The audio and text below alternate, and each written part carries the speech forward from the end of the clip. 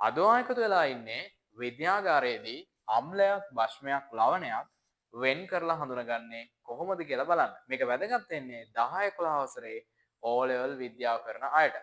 අපිට දර්ශක තුනක් තියෙනවා. එක තමයි ලිට්මස් කඩදාසි, දෙක තමයි පිනොප්තලීන්, තුන තමයි මෙතිල් ඔරෙන්ජ්. ඔයාලා කවුරුත් දන්නවා ලිට්මස් කඩදාසි ආකාර දෙකයි. රතු ලිට්මස් කඩදාසි සහ නිල් ලිට්මස් කඩදාසි. දැන් අපි බලන්න යන්නේ ආම්ල ද්‍රාවණයක්, භාෂ්මික ද්‍රාවණයක්, ලවණ ද්‍රාවණයකට දාලා මේක හඳුනා ගන්න. ඉතින් අපි ලිට්මස් කඩදාසිය රතු ලිට්මස් කඩදාසියක් ආම්ලික ද්‍රාවණයකට දැම්මම රතු පාටයි, භාෂ්මික ද්‍රාවණයකට දැම්මම නිල් පාටයි, ලවණ ද්‍රාවණයකට දැම්මම රතු පාටයි. ඒ රතු ලිට්මස් කඩදාසිය. අපි යනවා නිල් ලිට්මස් කඩදාසි පැත්තට.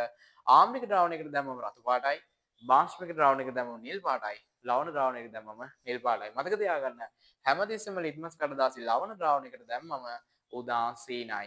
ඊළඟ දර්ශකය තමයි පිනොප්තලීන්. ඔයාලා කවුරුත් දන්න පිනොප්තලීන්. ආම්ලික ද්‍රාවණයකට දැම්මම අවර්ණයි. භාෂ්මික ද්‍රාවණයකට දැම්මම රෝස පාටයි. මෙයා හැමදාම එන MCQ එකක්. ඊළඟට මෙතිල් ඔරෙන්ජ් කියන දර්ශකය. ආම්ලික ද්‍රාවණයකට දැම්මම රතු පාටයි. භාෂ්මික ද්‍රාවණයකට දැම්මම කහ පාටයි. තවත් වැදගත් කරුණක් ඔයාටද අපි කියලා දෙනවා. ඔයාලා හැමදාම පටල ගන්න pH කඩදාසිය. ඇයි pH කඩදාසියක් තියෙන්නේ? මෙන්න අද ඔයා හරියටම ඉගෙන ගන්නවා pH කඩදාසියක් ඇයි තියෙන්නේ කියලා. pH කඩදාසිය තියෙන්නේ අම්ලයක්, භෂ්මයක් ප්‍රබලද දුබලද කියලා හඳුනා ගන්න. මේ වගේ වැදගත් වීඩියෝවක් දිගටම බලන්න කැමති නම් අපේ channel එකත් එක්ක